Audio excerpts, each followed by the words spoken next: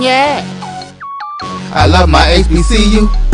And boy, I love it, love it. I love it, love it. I love my HBCU. And man, I hope my team they won one. Yeah. I hope my team they won one. Yeah. Man, I hope my team they won one. I hope my team they won one. Yeah.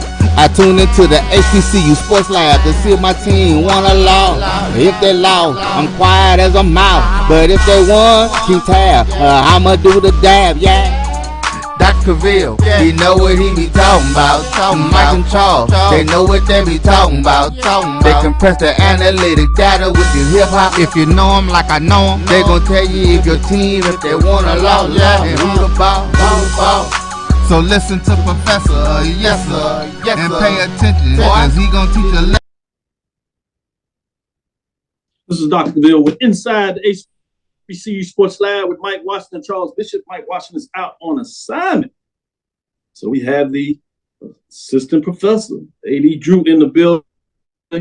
We have some interviews stored up for you today. We're going to see if we can get into some of these rivalries that we told you about baseball. We'll get an update on the SIAC. It's basically two teams that you want to look for at the top in terms of HBCU programs. Spring Hill is doing their thing as well, trying to push the button, but we'll let you know. Make sure that Professor Drew gives you an update in the show in terms of what's going on there. But with that being said, welcome to episode 378 Inside the HBCU Sports Lab radio show and podcast. The show that's covering the sporting HBCU diaspora, all things HBCU sports. From institutions large and small, from the NEIA to the NCAA, we share insights on the information on the HBCU sports culture, HBCU athletic aesthetics to facilitate the story of HBCU athletic programs in the business of HBCU sports. We simply call it HBCU sports pedagogy. I'm your host, Dr. Kenyatta Cavil, along with my co-host, Mike Washington, Charles Bishop. As I said, we have A.D. Drew bringing up the bat. Bases loaded, Drew. You ready? Filming from our home studios, sending a signal live to Caseway Short 30 Studios with the Texas Radio Hall of Fame. That's multi-Hall of Famer Ralph Cooper, home of Texas Southern University from Houston, Texas. Speaking of home of Texas Southern University, a lot's going on. Charles was in the building, getting around. You know, Professor, this is what happened. You kind of get to sneak around. He saw some practice. As HBC All-Star weekend festivities really have started. The game's obviously on Sunday, but you have the team here. They had great open, as you've seen, buildings. If you're following, you've seen them getting off the bus. You've seen the buses coming up to H&P Arena. A lot of traffic, practice time. And, oh, by the way, we have Florida Atlanta University also doing their practice time over here as they get ready for the Final Four. So how about that? It's funny because a lot of folks get excited. I was like, yeah, I remember they did that a while back. It was over here for one of those Final Fours, and they literally like shut down the building. Other than if you were a professor, it was kind of hard to keep you out there. But they had dark wings in there, making sure nobody tape practice. It was wild. I was like, man, they this big on all this. And I think who was Gonzaga also came over at that time. That was their Final Four with Duke and Gonzaga. A couple other teams, two of them practice over here. So it's wild. It's cool to be in front of that, Charles. With that being said, how did you feel being in the mix? Yeah, it's pretty cool. It's pretty cool. Got a chance to talk to Coach Dante Jackson, Gramblin's head basketball coach. I think he's coaching one of the teams. And, of course, Coach Kenny Blakely. He's coaching another one of the teams. So I got an opportunity. They scrimmaged this morning. Got an opportunity. They were running some drills. And did you call a play? Did you call a play? That's all I want. Coach Jackson always lets me call one play. So I called a high screen and roll. You know, I wanted to get somebody to roll to the bucket. So I did get a chance to get one play. Did it work? Did it work? Of course. All yeah, he'll be trying to hire you for the staff now. Drew knows a little bit about that. He has a little coaching bug that he's done before at that level. So with that being said, let me go to you, Charles, or stick with you, I should say, Charles. What's some news that you want to get out on the day that has you excited about this week beyond Texas Southern and the HBC All-Star game? No doubt. Well, we'll stay with that because Howard University's coach Kenny Blakeney, he wears the John McClendon Award, which is an award. he's recipient of the 2023 John McClellan Award, which is presented annually to the top collegiate head coach, and that includes Division I, Division II, Division III NAIA, and of course, junior college ranks. Of course, Blakeney led Howard to an historic season. Howard won 22 games and captured both the regular season MEAC championship as well as the postseason tournament championship. It was the first appearance for Howard in the MEAC championship game in 21 years and his first trip to the NCAA tournament since 1992, Dr. Cavil. So huge award for Coach Kenny Blakeney. Man, how about that? How about that? Let me get a shout out from some of our lab listeners. Chuck Hunt is in the building. Jazzy Faye is always making sure it catches us. Silas Edward McMorris. Edwin D. Moore says, good evening, Dean and Professor Bishop Andrew. Philip R. King is in here getting it done, checking us out.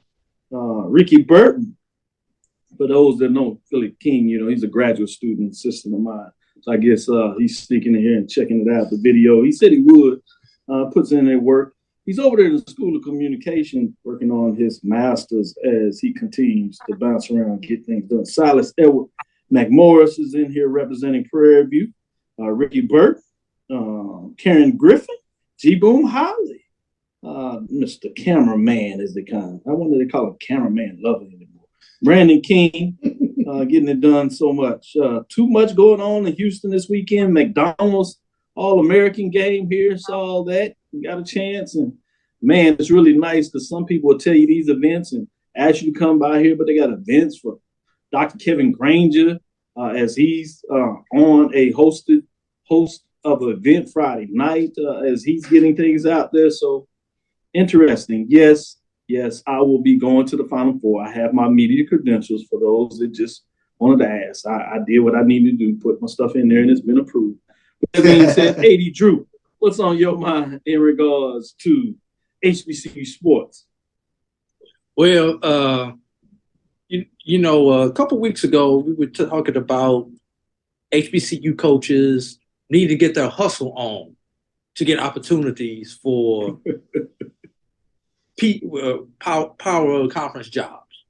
Well, unfortunately for Charles, looks like one of his favorite coaches may have gotten their hustle on and is a leading candidate for a job. That being Coach Tamika Reed, one of the leading candidates for the job at the University of Memphis. Of course, it's not the first time that we've heard Tamika Reed's name thrown about for the Power Conference jobs. But according to Tim Lowry of Tennessee Report, Reed is among the list of candidates for the recent opening after Katrina Merriweather resigned and was later hired by Cincinnati.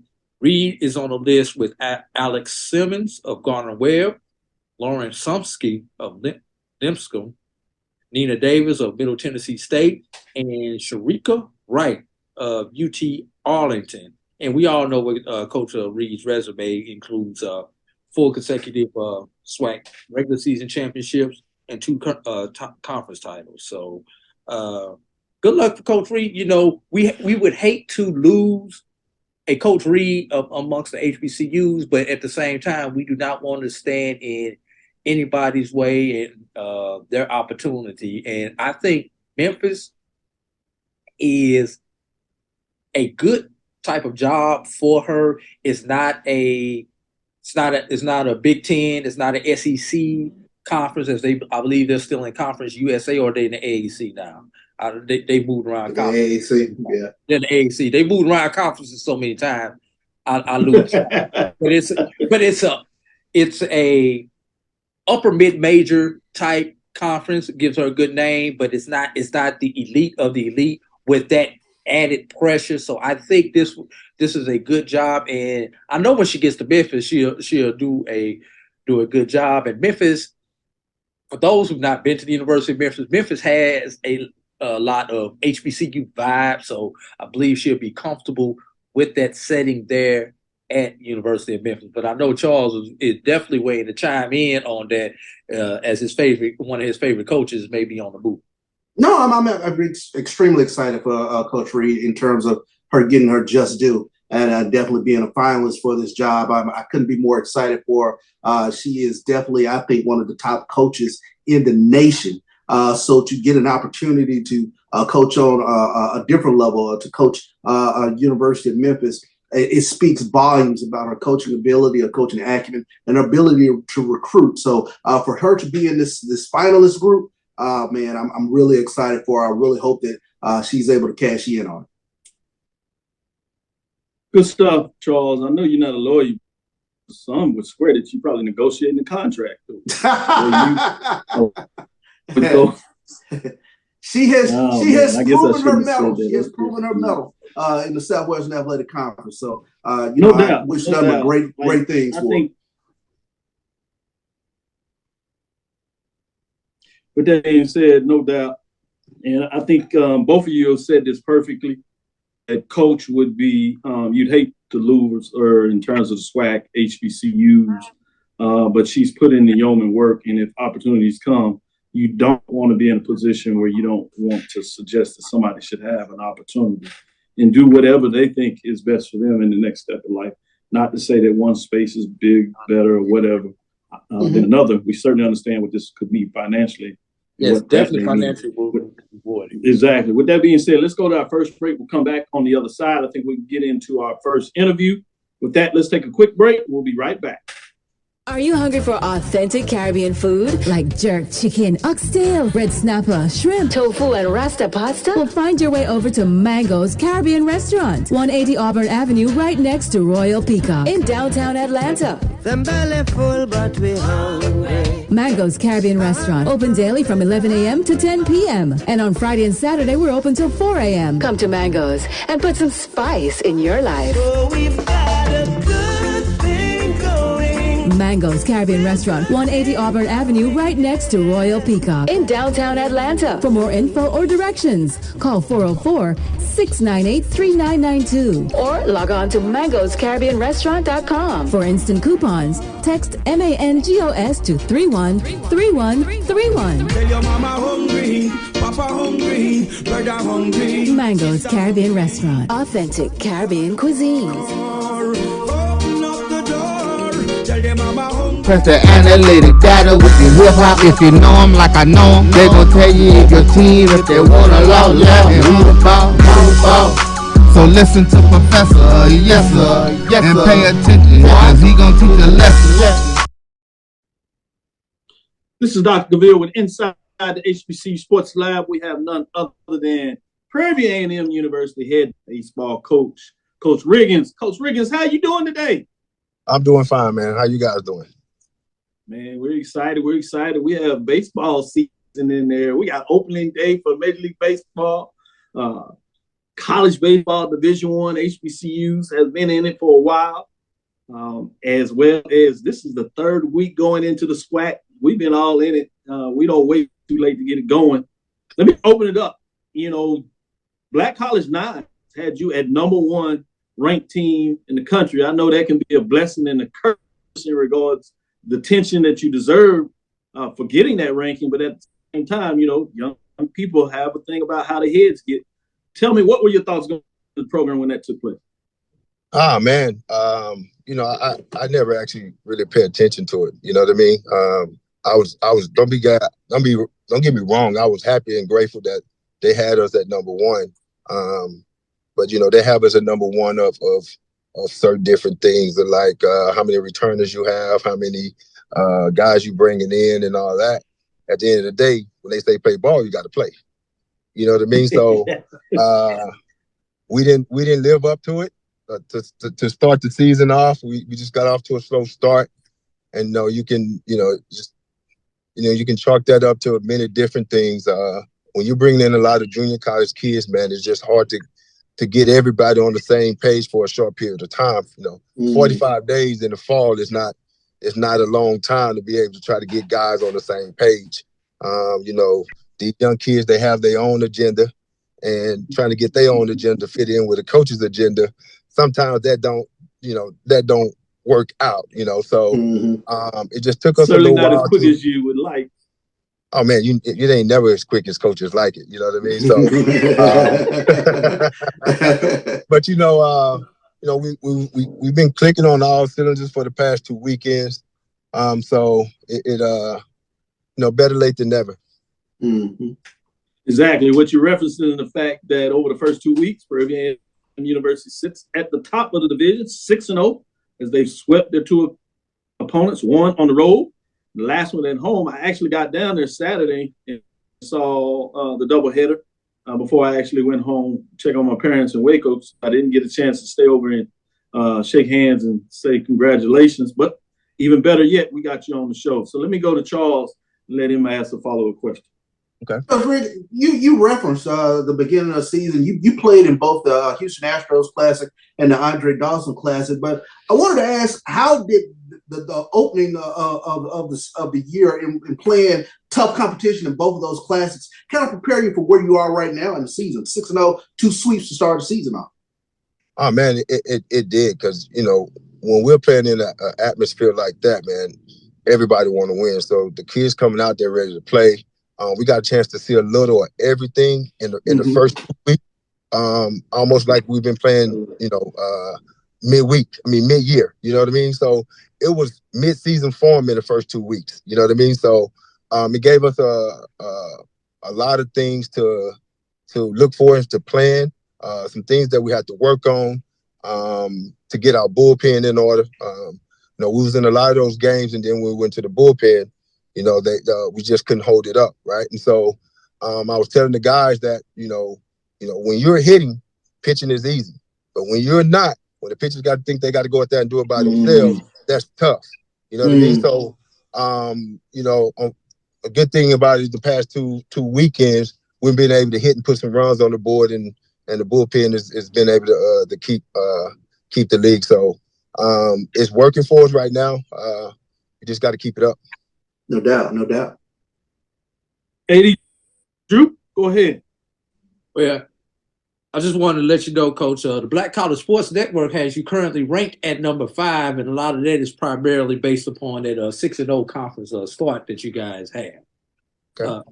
But I kind of want to follow up on Charles with your schedule.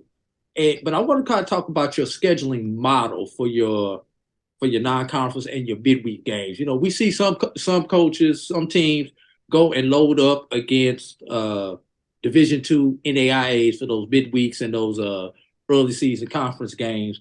But outside of the classes that you played against the HBCUs, which are Division Ones, you've got a lot of other Division Ones on your schedule. So my question is, how do you determine how to make up your schedule? How to go with primarily Division I schedule, or to mix and match with some Division II and some NAIAs? How do you go about figuring that out every year, how you want to make your non-conference schedule and your midweek schedule out? Well, if I could, I would play all Division I schedule. But unfortunately, here in Texas, we got so many D1 schools, and sometimes the scheduling doesn't work out. And so what I do, if it doesn't work out, and then that's when I reach out to Division II, the NAIAs, to try to get those games. The more competition we play early going into conference, the better it is for me, right? It let the kids know that, hey, just because you're at the HBCU doesn't mean you can't compete against PWIs, right? And that's the goal. Because if I can win those midweek games, I should be able to compete in the weekends. And that's my goal for whenever I fill out my schedule.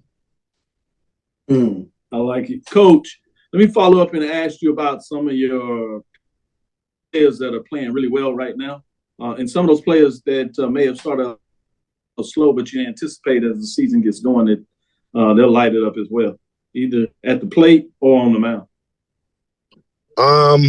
Right now, man, it's pretty much everybody is doing what I need them to do to be successful. A lot of kids think they got to come in, hit home runs and get hits and do all that. No, I'm a small things person. So if you come in, you get guys over, you bunt, you sacrifice, you're doing all the small things to give us a chance to win, then we're going to win. I'm not big on swings and misses. I hate striking out with runs in scoring position. They're just a missed opportunity. So right now, the team is actually doing well with that. It's just not no one person. Of course, it is some guys that, that wasn't doing well at the beginning of the season, and all of a sudden they're doing well. You can go with Weiss. You can go with, just basically just playing baseball. Like if you learn to play the game and respect the game and play the game, what your goals are will be there at the end. But at the end of the day, you got to be team first, right? When it's team first, if you plan on hitting 300, that was your goal. Then at the end of the year, you'll be hitting 320. Nice, right? So that's what I try to focus on with these kids. You know, like I said, sometimes it takes a little longer than others, but when you're doing that, then you know the lineup have a chance to be successful. You know, and that's what's happening right now. And so that's why you see a lot of guys that was hitting 220, 230. All of a sudden now they 300 or 280. And that's what it takes, right? Sometimes they have to see that before they become their focus, right? And fortunately for us, it happened before the conference. And so once conference started, it started to work. Like I think it was the last two midweek games. It was the last two non-conference game going into conference where we end up losing those games either in the bottom of the ninth or, you know, they just beat us. You know, like McNeese, I think on that Sunday at McNeese, they end up walking it off on us. And I think I can't remember. You had to call the word that Tuesday before you opened up conference. Okay, and then so it was McNeese that walked off on us the weekend before in the bottom of the ninth that we played real well, and then the Carter Ward ended up beating us in the bottom of the or in the top of the ninth where we played real well. They just made one or two plays more than us, but going into the conference, we just kept it on going, and those are the things that I want for my team going into competition. To show them, hey, that you can play it at any level. Doesn't matter who you're playing. As long as you come and do what you have to do, give yourself a chance to win, then you got a chance to win. Go ahead, Charles. I know you want to follow up. Yeah, quick follow-up. And you kind of referenced it in terms of there's a lot of turnover in college baseball. At what point does the gelling of this team kind of come together and kind of, you mentioned kind of the light bulb goes off and things start to click when you start winning those close ball games? When kids stop being selfish, right, and start giving themselves up for the team. Like my motto with my team is, when somebody get on base, them at bats are not yours no more. They're the team at bats. Right, and so from that standpoint, you're gonna win. You don't have to have the batting average at the end of the day when I know that you're giving yourself up for the team. You could be hitting 220 and you're in the lineup because I know what you're going to bring to the table every day, right? And so when they understand that, when they really actually see that, now they go, okay, well, as long as I'm doing what I need to do, then I know I'm going to be in there, right? And you have to tell them, too, that it's going to be somebody different every day. It can't be the same guy, right? Today it's going to be, say, Weiss, then the next day it got to be Redmond. It got to be somebody else that's going to do something that give us a chance to win, right? I only want y'all to do one thing to give your team a chance to win when you're in the lineup. That's all I can ask for. Everything else is yours, right? And so if we're doing that, then we got a good chance to win. Sure. Coach, final question I have for you is rivalry weekend, heading over to Texas Southern and Houston. Talk a little bit about playing in the rivalry yourself over the year, but now even more importantly, coaching it. What makes it so special? The playing, particularly for your kids, the playing games like this against what everybody denotes as your rival, in-state rival, if you would. Yeah, you know, I think that, you know, this generation don't really truly understand what this rivalry means. You know what I mean?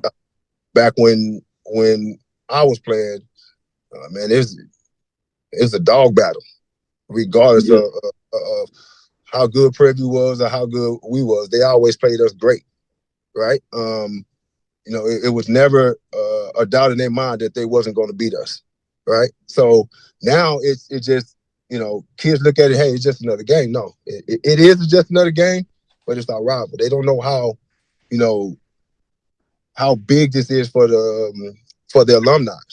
You know what I mean? Because, you know, alumni be on social media talking big money. big money stuff, right? So, you know, to say the least. To say the least, and probably haven't even seen the game all year, you know. So, Right. you know, and it doesn't matter. So no,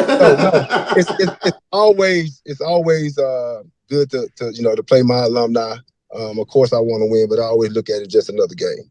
Because if I look at it anything different, then I'm gonna start doing stuff that's out of character for me. And so I can't do that, because if I do that, then I'm not being truthful to my kids, and I'm not giving my kids a chance to win as well. So I just look at it as another game. Of course, I want to win. You know, it's always a dogfight when we play them. We played them at the beginning of the season.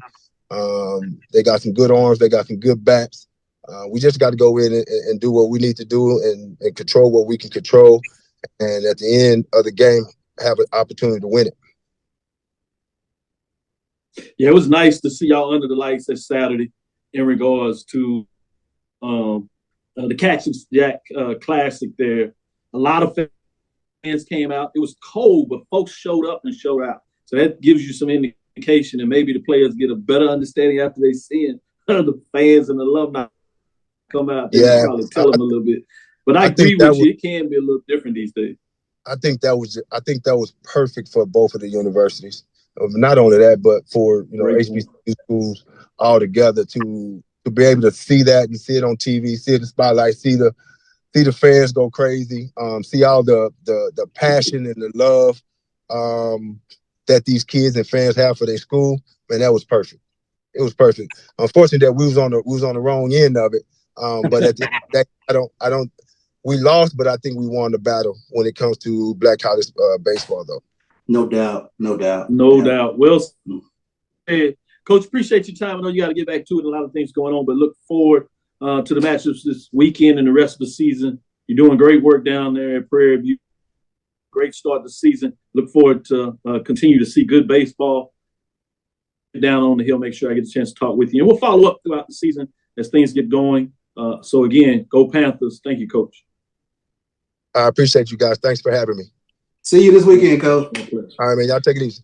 We'll take a quick break. We'll come back on the other side, talk a little bit more about baseball. That's Coach Riggins of the Prairie A&M Panthers, as he is 6-0 to start the season. Stick with us. We'll be right back after this break. The human voice has always connected audiences with experiences. Major brands all across America have trusted Kever's voice time and time again. Conversational, powerhouse, intelligent, and sincere. That's the voice you need for your creative marketing process. KEAVERSVOICE.com. Kever's Voice, Kever's Voice, KeversVoice.com. Always on, all the time. This is Brian Fulford. AD Drew and I are co-hosts of the BCSN SportsWrap. We talk about all things related to HBCU athletics. From the games, teams, coaches, and fan interest stories, we cover it all. You can find our shows on Facebook at BCSN SportsWrap, YouTube at MyJBN Online, and everywhere you listen to podcasts like Anchor, Spotify, Google, and Apple Podcasts. You can also find the show on the Jericho Broadcast Network's app. Make sure to download. We look forward to you joining the conversation and being a part of the show. T. Madden & Associates is a sophisticated and experienced law firm located in your neighborhood. We're turning injury to cash. T. Madden and Associates obtained almost $2 million for my injury. They turned my injury to cash. Now, we can't guarantee how much your injury is worth, but we've recovered millions for our clients. Call T. Madden & Associates at 833-PAID-123. That's 833-PAID-123.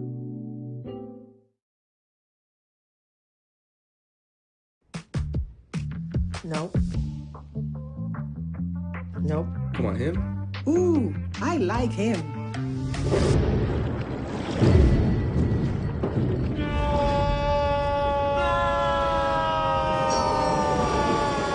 Quick, the quicker picker-upper.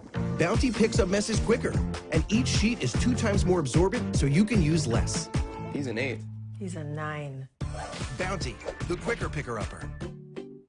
You're looking for the analytic data with your hip-hop. If you know them like I know them, they gon' tell you if your team, if they want a lot, and who the ball.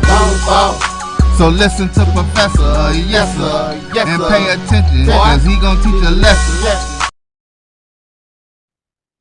This is Dr. Cavil with Inside the HBCU Sports Lab with Professor Charles Bishop and Professor A.D. Drew. Let's get in here and talk a little bit more in regards to what's going on.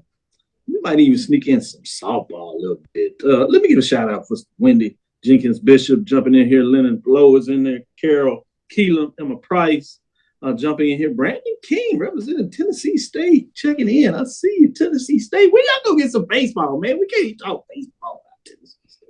We got to just, well, they do have softball. They do pretty well in softball. With that being said, as we get in there, I heard there's some good softball played at the Division II level. A.D. Drew, what do you know about that? Give me an update. Softball. Who's playing the best softball at the Division II level, in your opinion? Well, I don't know about my opinion, Dr. Cavil, but according to the BCSN computers, the best team in softball right now is Edward Waters under first-year head coach Billy Rogers, who's a former assistant there at Edward Waters. Don't remember how long he was there as a assistant, but now he's taking over the reins. He has the title of interim. I'm pretty sure when your team gets off to a 24-4 start, 10-2 in the conference, that interim title is probably going to be removed maybe before the end of the season.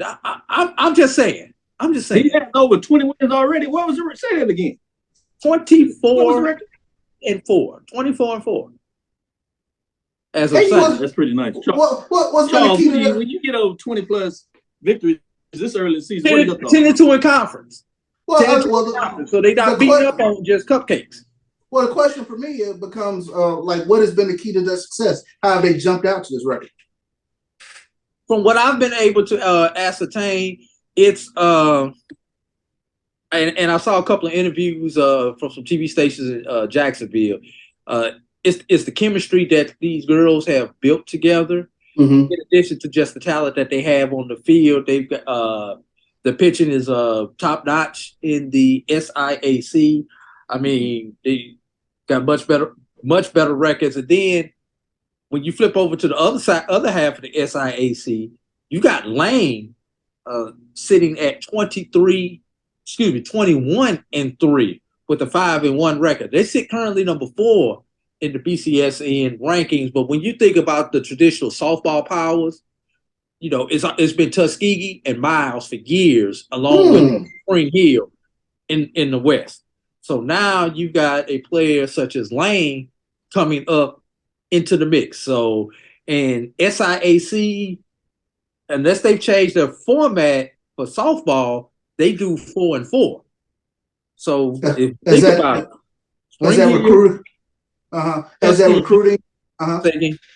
has that recruiting talent? I mean, is it dispersed pretty evenly throughout the SIAC? Yeah, well, the Alabama schools tend to do good for some reason. Like I say, Tuskegee, Spring Hill, and Miles are always in the mix in the West. So, and you know, they're pulling a lot of the same players for those 3 institutions.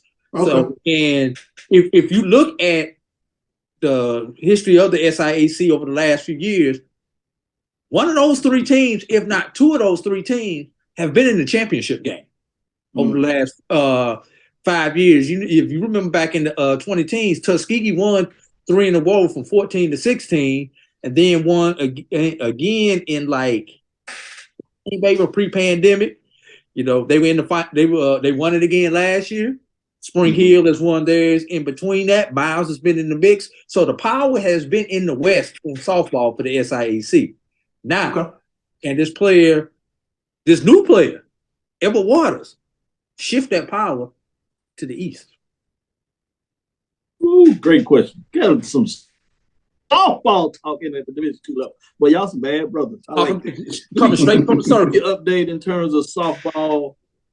Exactly. Let me give you some updates softball at the Division I level for the SWAC at least. I'm only going to give the team to have a winning conference record. That is in the West. That would be Grambling at 6-3. Number 2 BCSN. They won. Nice. Prairie A&M is undefeated at 9-0. They've won 6 straight. Number 3 in the Black College Sports Network. Let's get into the East and see if any of these teams are in your ranking, Drew.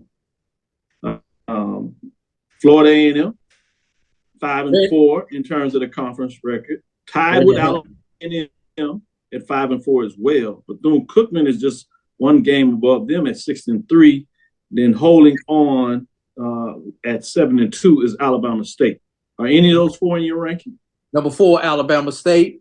Florida A&M and Alabama A&M are in the hunt. Bethune-Cookman picked up a couple of wins after our cutoff, so I expect to see them next week in the ranking. Good stuff. MEAC in terms of softball, as we drive into this real deep and heavy. Do you have any of the MEAC teams in have they made your top 5 rankings, or are they just receiving votes? Oh, in MEAC softball, the number 1 team is from the MEAC. That would be Morgan State. With 50, they were, at the time of the ranking, they were 15-11, 6-0 in conference. I like it. I like it in terms of what they're doing. Morgan State pitching pretty well, just 1.5 ERA in terms of what they're getting done. So that makes sense in terms of where you see them in the ranking. Love it when we make sure we get around to it.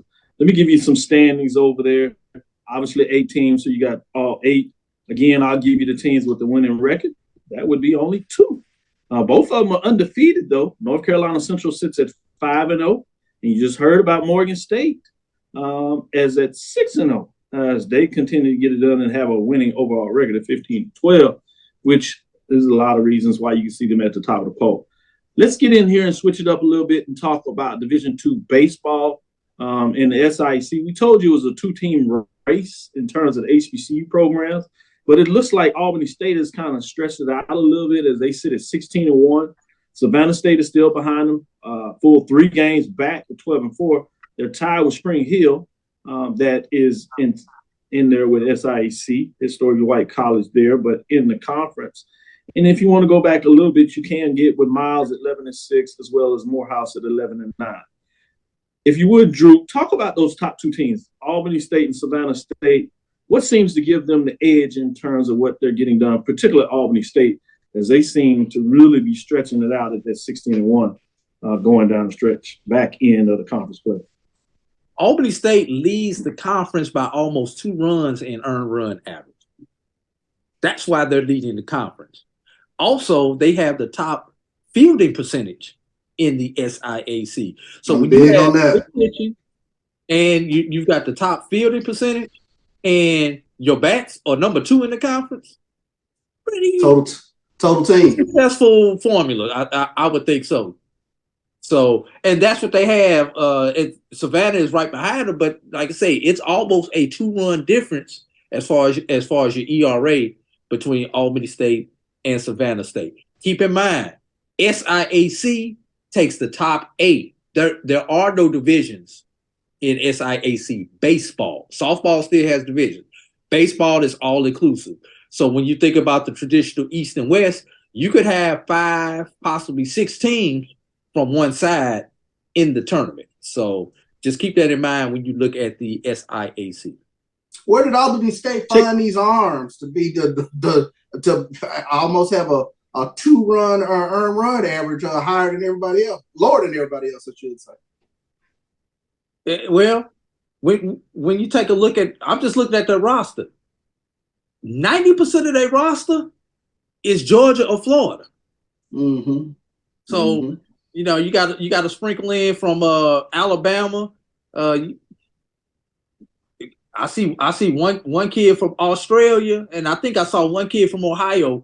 But everybody else is from probably 50% of their of their roster is from the state of Georgia, and about another 25 to 30% comes from Florida, where we already know what kind of baseball talent you have in the state of Florida.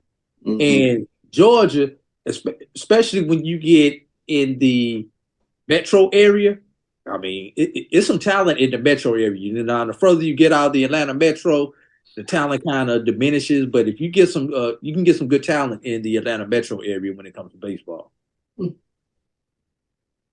Good stuff. Good updates. Let's take our next break. We'll come back on the other side with our second interview. And we'll talk about the the other side of the rivalry with Texas Southern University. Stick with us. We'll be right back after this.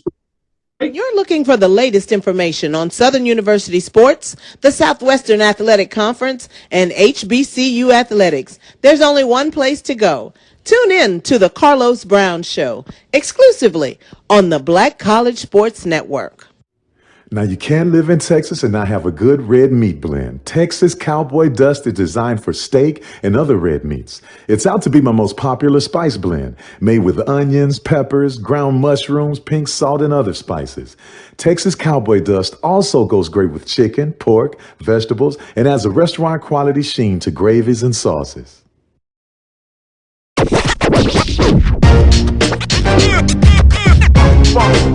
It's like a loot machine. All around town, people trying to get down. Vanilla smoked sea salt seasoning is for seafood. The tarragon and fennel bring out the natural sweetness in seafood. I also use it in rice dishes, on yams, asparagus, blueberry pancakes, and believe it or not, chocolate chip cookies. Vanilla smoked sea salt adds a salty and savory component to sweet dishes that create a symphony for the tongue. The Cuvée Group is a Florida-based marketing and training consulting firm. We help businesses communicate to their target audience and engage them in conversation. We also help to expand their audiences, which will ultimately result in growth for those organizations. In addition to being a certified constant contact specialist, my colleagues and I are also certified in John Maxwell Leadership Principles. We use these proven principles to conduct workshops, training, and private coaching sessions for individuals and companies looking to take things to the next level. Contact us to schedule a free consultation. Issues today, don't delay, call Cuvée.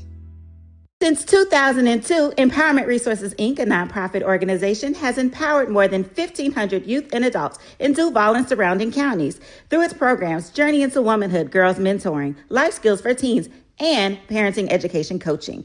To get involved with programs, volunteer, or donate, visit www.empowermentresourcesinc.org. Follow us on social media, facebook.com/empowerment.resources and instagram.com/empowermentjax.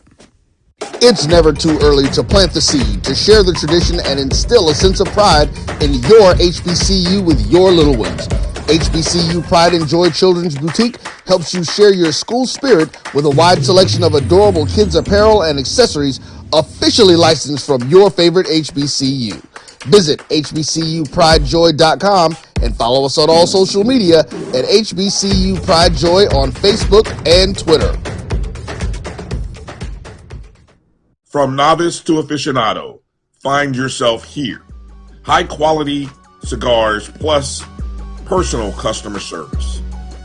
Slow Burn is Waco's only mobile cigar lounge, featuring a meticulous, curated collection of premium cigars. Visit our website, www.slowburnwaco.com. That's www.slowburnwaco.com.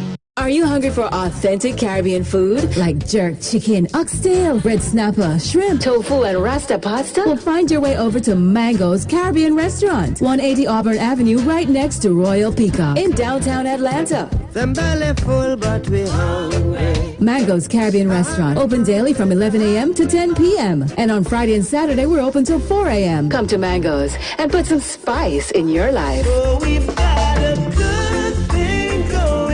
Mango's Caribbean Restaurant, 180 Auburn Avenue, right next to Royal Peacock in downtown Atlanta. For more info or directions, call 404-698-3992 or log on to mangoscaribbeanrestaurant.com. For instant coupons, text MANGOS to 313131. Tell your mama hungry, papa hungry, brother hungry. Mango's Caribbean Restaurant, authentic Caribbean cuisines. Open up the door, tell them mama hungry. The human voice has always connected audiences with experiences. Major brands all across America have trusted Kever's voice time and time again. Conversational, powerhouse, intelligent, and sincere. Just the voice you need for your creative marketing process. KeaversVoice.com. Kever's Voice, Kever's Voice, KeversVoice.com. Always on, all the time. This is Ryan Fulford. AD Drew and I are co-hosts of the BCSN Sports Wrap. We talk about all things related to HBCU athletics. From the games, teams, coaches, and fan interest stories, we cover it all. You can find our shows on Facebook at BCSN Sports Wrap, YouTube at MyJBN Online, and everywhere you listen to podcasts like Anchor, Spotify, Google, and Apple Podcasts. You can also find the show on the Jericho Broadcast Network's app. Make sure to download. We look forward to you joining the conversation and being a part of the show.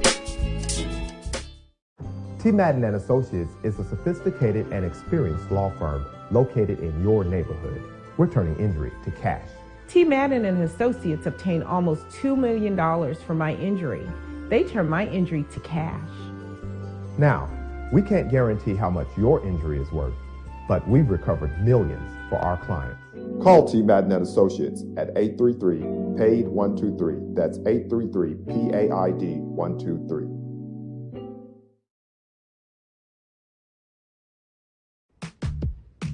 Nope. Nope. Come on, him? Ooh, I like him.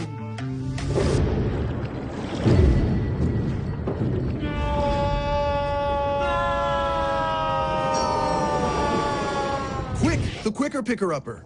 Bounty picks up messes quicker, and each sheet is 2 times more absorbent, so you can use less. He's an 8. He's a 9. Bounty, the quicker picker-upper. When you're looking for the latest information on Southern University sports, the Southwestern Athletic Conference, and HBCU athletics, there's only one place to go. Tune in to the Carlos Brown Show, exclusively on the Black College Sports Network. Press the analytic data with this hip-hop. If you know them like I know them, they gon' tell you if your team, if they wanna law, and who the ball. So listen to Professor, yes sir, and pay attention, cause he gon' teach a lesson. This is Dr. Cavil inside the HBCU Sports Lab with Mike Washington, Charles Bishop. Mike Washington is out on assignment. We have none other than AD Drew in the building. With that, we also had Texas Southern University head baseball coach Michael Robertson. How you doing today, Coach? I'm doing great. How y'all doing? Doing well, Coach. Doing well. Coach, want to jump in here and talk a little bit about your baseball program in regards to what was it like to play in the classics to kind of kick things off? You like going into it to play some other HBCUs or the opposite where you tend to play teams outside of the HBCU segment to start up the season? Yeah, well, actually it was a great event for us, very exciting. Anytime you have an opportunity to showcase your kids, your program, such as we had at the beginning of the season, open the season, it was a huge event for us. I would have liked for things to go a little bit better in the event, but it was really good for our kids. And I think that it's going to definitely help us with the recruitment and going forward because it's going to be here for a couple more years. So good for us, good that we had an opportunity to play in a major league ballpark because, of course, a lot of our young men won't get that opportunity to play in a major league ballpark, such as we had at Minute Maid. And then, all the events around it and stuff, it was more than just a baseball game. It was an event. Kids had a chance to see celebrities. We had some educational opportunities that we talked to our kids about their end game. And, of course, that's what we're trying to do. We're just trying to provide each and every opportunity that will present itself for our kids because we know that probably 1% of any kids that's involved with baseball is going to have an opportunity to play Major League Baseball. But there are other avenues that you could take. So I thought it was a great event, and I'm looking forward to for the next 2 years for us hosting it here in Houston. Mm-hmm. Yeah, that's a big deal. That Saturday night game under the lights between Prairie View and Rival was really exciting. to see how many people got involved. And it was cold out there, but you couldn't tell. Fans came out, celebrated. Big win by Texas Southern University coming from behind and done jumping out of there. So a lot of excitement that you're able to get in that game. With that being said, my next question is, as you start off conference play, what things have you liked about your team and what things that you want to see them improve on? Just our ability to score runs for sure. We definitely are a very explosive team. I don't think that we've shown yet what we're capable of doing. It's just a matter of us being more consistent. Our pitching has been good. We got it. A number one and a number two are actually two aces on the staff, in Abraham DeLeon and Dom Martinez. They have been definitely consistent for us throughout the year. We just have to finish. We kind of, the strange thing is Abraham is pitching really well, but for some reason we can't win his games. His record doesn't show. But right. he's probably one of the best pitchers in the conference, but you wouldn't know it because it's just baseball is a funny game. This is a kid that I'm telling you, if I had to recruit him all over again, I would. And if you knew how hard he works, and he's a big-time team player, he's the one that's always getting energy on the bus and stuff. And lo and behold, we can't win his games. Example, I think we was up in Pine Bluff 4-0, and then we had the incident with JB getting kicked out the ball game, and it just seemed like it kind of snowballed us. And one thing happened after the other, and we got behind 5-4. And then we ended up winning that game, but he didn't get the win. And then, of course, the game the other night against Southern, we pulled him out in the 7th inning because we only needed 6 outs, and we ran into trouble in the 9th inning in the ball game that was 8-2, needing 2 outs, and we let that one slip away. So things that we need to work on is finishing. Right now we're going through growing pains. We got a lot of guys that's new to our program and new to the conference. And I don't care how many times you tell them, they have to go through it and see it for themselves. We definitely have educated them on the culture of the conference. Now, in terms of us building culture in our program, we're still working on it. We're still trying to find our identity, of course. But we're definitely an explosive team. On the Saturday ball game, actually Friday and Saturday against Southern, we dominated both of those nights. We just, like I say, we ran into trouble in that 9th inning and we let that one get away. We come back Saturday and we dominated. We win the game 11-3, and Dom wasn't even at his best, not even close to his best, and he still dominated, the strike zone against Southern. And Southern is a very tough team to handle because they're a contact hitting team. They're well-rounded, and they're very athletic. So we got some work to do in front of us in terms of our maturity. I think our maturation have to kick in. But in terms of our potential, we're very solid. We can come off the bench, and the strength there is very good. We got a guy that can hit a double. We got a guy that can hit a single. We got a guy that can get a bunt. We got a guy that can, steal a base. We got a defensive replacement. We haven't had that in the past year. So we have a well-rounded roster, and I'm looking forward to us at some point just really showing the potential that we have on our team. Good stuff. Charles, go ahead and follow up with your question. Well, I want to talk a little bit about the offense, Coach Robertson. Dalen Adams, he's batting .421, leads the SWAC in batting, only 13 strikeouts on the season to Roger Coffey. But talk about both of those players. Roger Coffey's batting .385. I'm always impressed when I watch those two guys in their at-bats, very disciplined, and they seem to protect the plate. Yeah. So Adley is one of those kids that he's not going to get out his approach. I would say he has an advanced approach. And but quietly, putting up some really good numbers. Honestly, he's probably the perfect 4-hole hitter for us. We started the season off with him with the mindset of him leading off.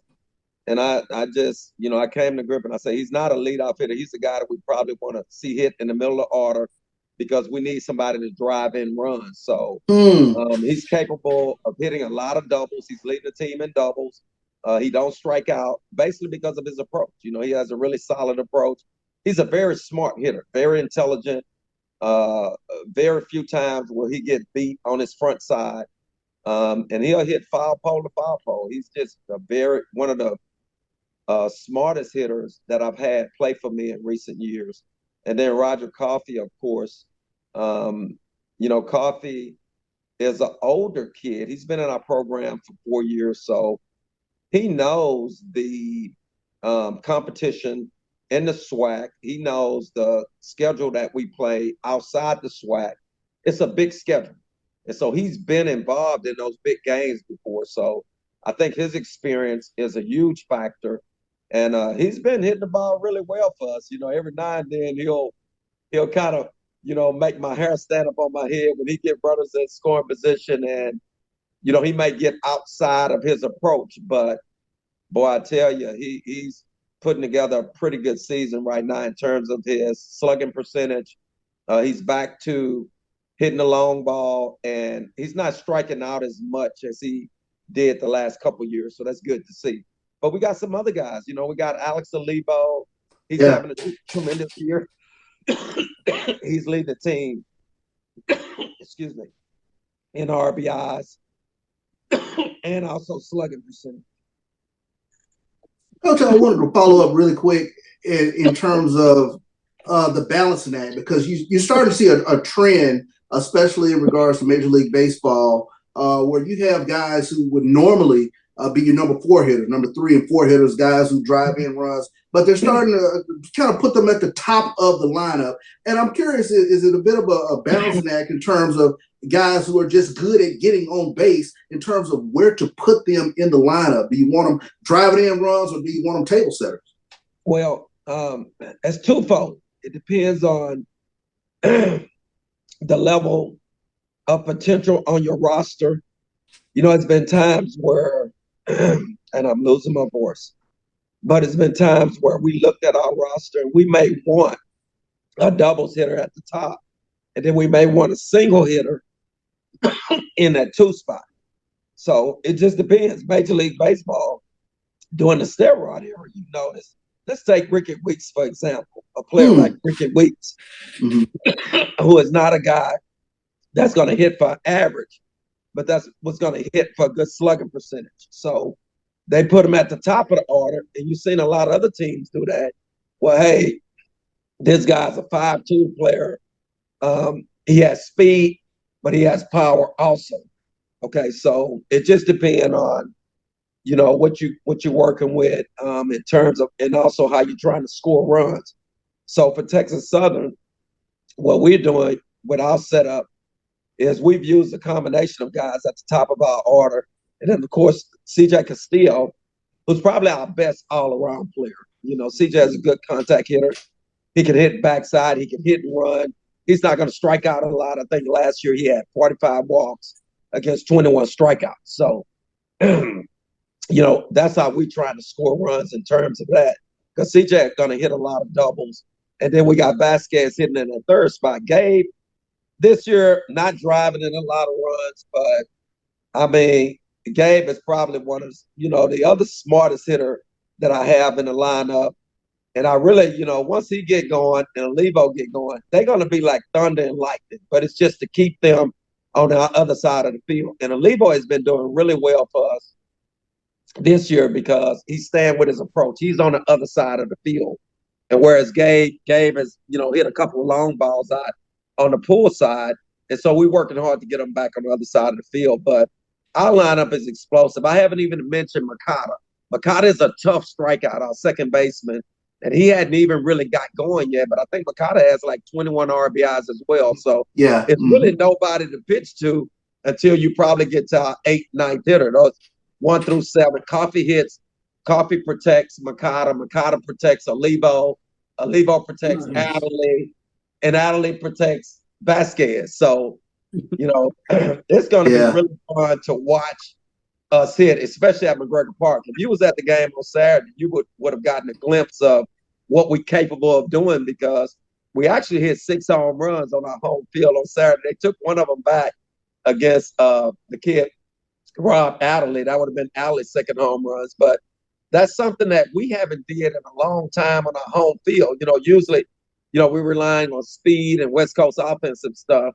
But this time around, we got a lot of guys that can hit a lot of doubles and hit the ball out the ballpark at McGregor Park. And McGregor Park is a hitter's paradise. So change things up in the way that we did the recruitment.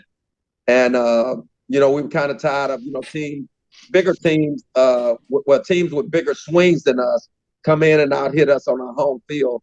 So we capable of matching that and going beyond with the lineup that we have right now.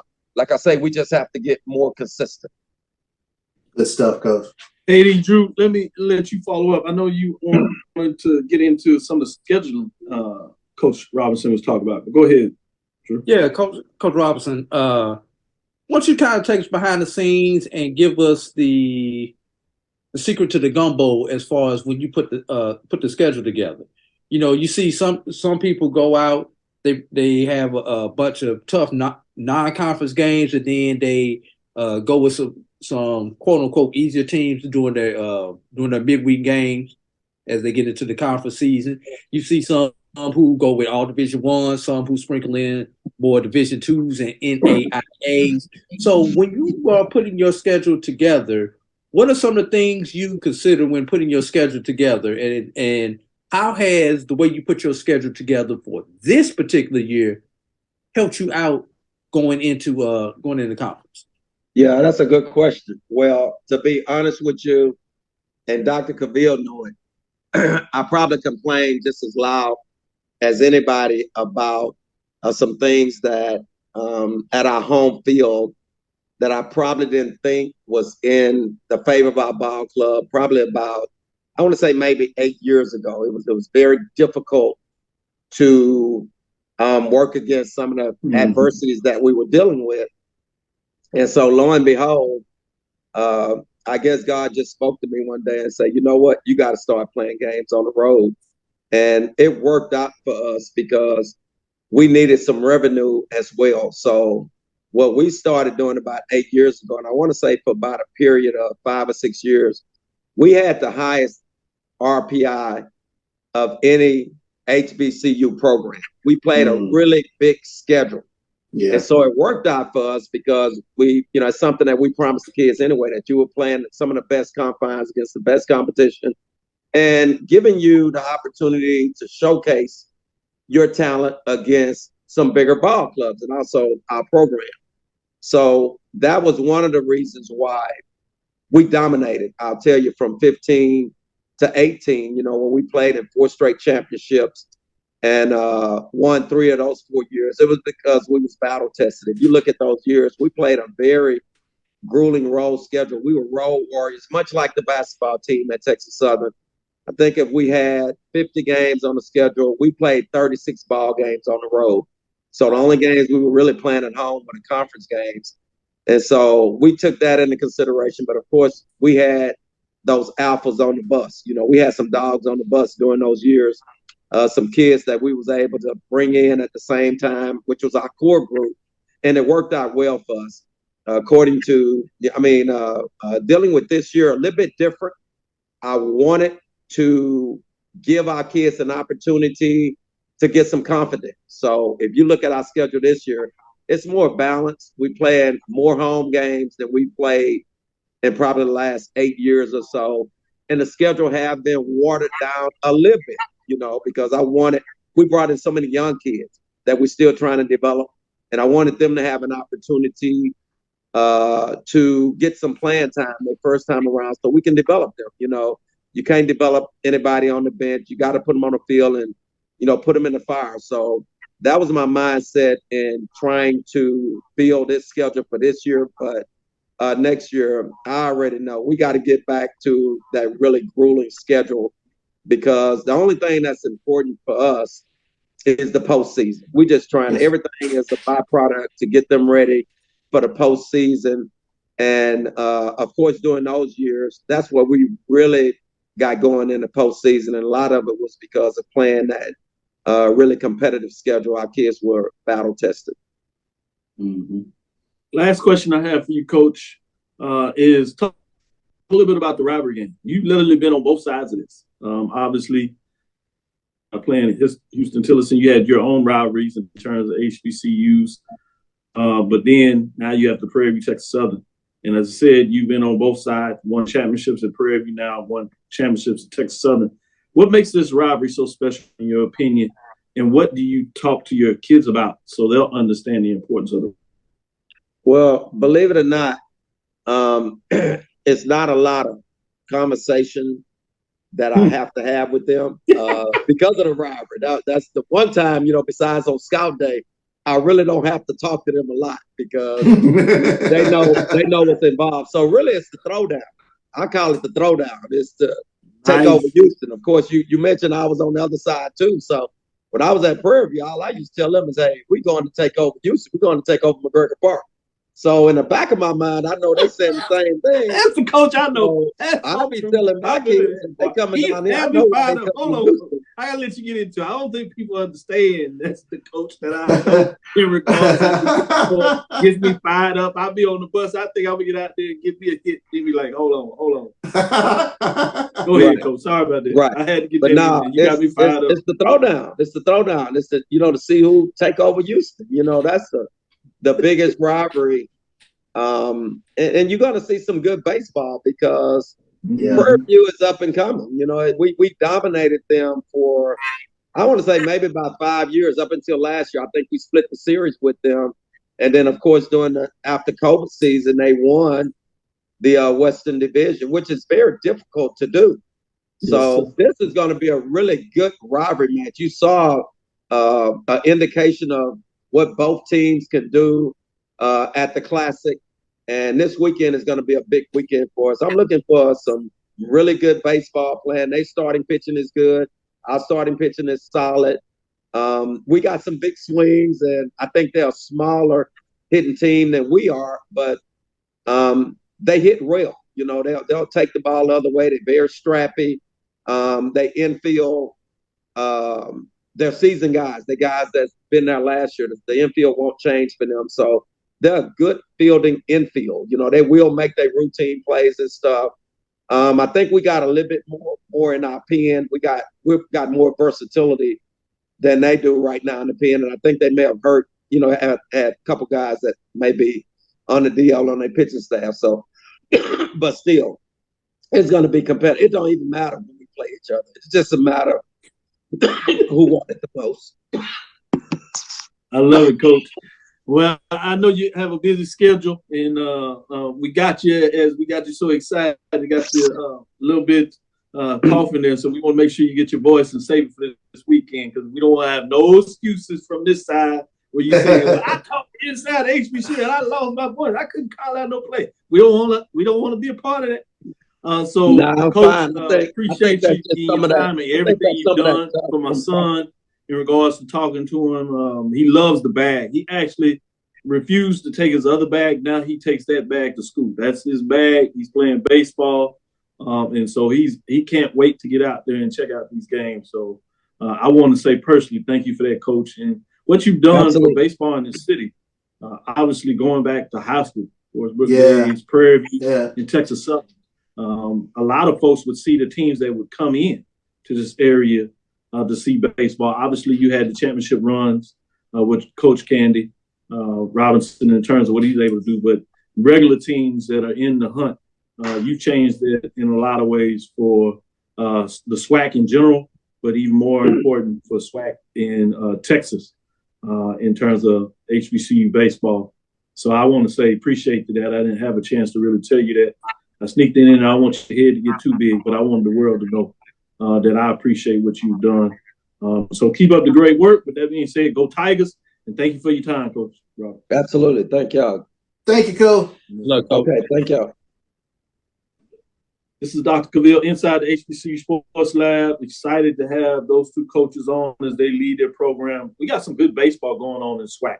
So if you get a chance, get out there this weekend. No better place to beat McGregor Park. I know you finish up with some basketball, but it's time to get out there to ping at the bat. So Get out there and see some baseball. If you can, see some softball. You talking about really exciting softball that's being played in this area, particularly with the women. They get into it, and they will entertain you, not only in terms of their performance on the field at the plate or in the field on the mound, but they're also going to entertain you from the dugout in regards to making sure you're involved in it. You've seen some of the videos.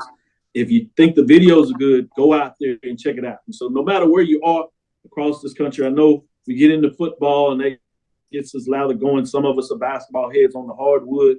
If you get a chance, you need to get out there, whether it's good, get out your house. Go see some baseball, go see some softball, particular HBCU programs in the area. That'll do it for us. I want to special say Charles Bishop, Eddie Drew, appreciate you taking out your time. Great questions and great information in terms of baseball. Nobody else is doing it quite like this. Obviously, make sure you check out Sunday with AD Drew and Brian, as they're going to give you monologue and in-depth stories in terms of what's going on at HBCU. They actually give you updates for the rankings as you send in terms of the polls, and they do it across the board at multiple levels. So tune in there and make sure you get your baseball updates. And they'll make sure you get your spring football as well and tell you what's going around the world in terms of HBCU sports. So check that out. Carlos on Saturday, Carlos Brown, make sure you get the in-depth. Obviously, they'll have some intriguing news as their name, their basketball coach. So check him out. I'm sure he'll give you some update if he doesn't have a coach on there. Drew, you wanted to add something real quick? Yeah, I was just want to remind everybody, this upcoming Saturday, we'll be laying our brother Kofi Hemingway to rest. So if you do have an opportunity to go and donate to his family, I don't know if Roy has the graphic available, but please, if you can have time making those contributions, I believe that cash app tag is AK Hemingway. If I've got that correct, I believe Roy, you can jump on and correct me on that if I was wrong, but I believe it's AK Hemingway. That is correct. That's money tag AK Hemingway. That's HEMMINGWAY. So you had it exactly right. AK Hemingway. And so support the family there and send Kofi off right. My understanding that the viewing will be streamed, so those that want to send them off the right way, you certainly can get that information. Thank you for sharing that, Adrian. Very important. 11:30 Eastern Time, Saturday morning, I believe, is the service. Yes, sir.